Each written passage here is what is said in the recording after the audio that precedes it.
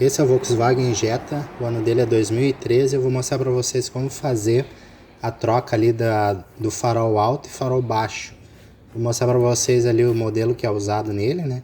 Como você desencaixa ele ali do soquete ali, da posição onde eles ficam, né? Primeira coisa é tirar essa borracha que fica ali de proteção, né? Tanto para umidade quanto para sujeira. Então você retira ela fora.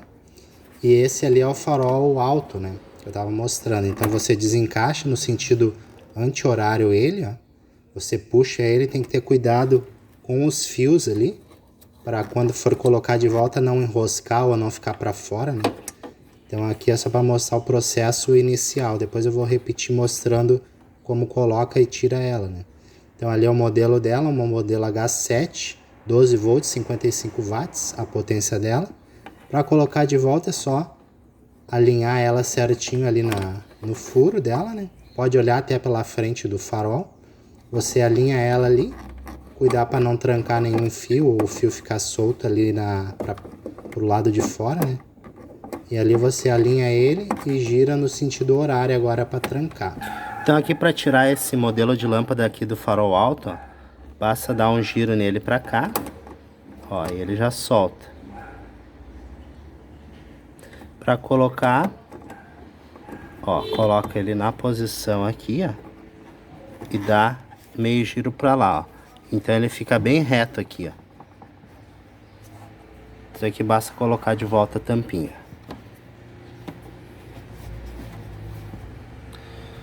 Aqui no farol baixo, a gente solta, a gente faz o giro, ó. Gira essa tampa aqui no sentido, gira ele nesse sentido, ó. Ele sai fora essa tampa.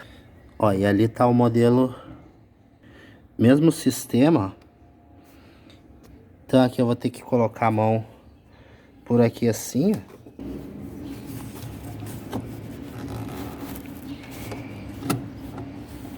ó. Então eu girei ela pra cá. O chicote dela é bem comprido, ó.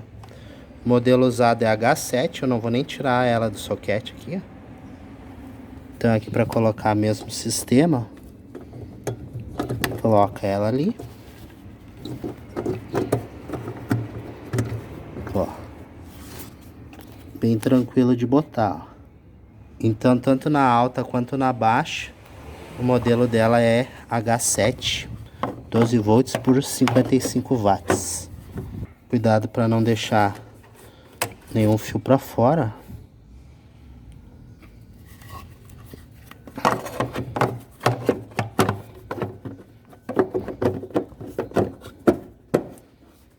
Ó, encaixou ela aqui. E aqui tá feita a substituição da lâmpada.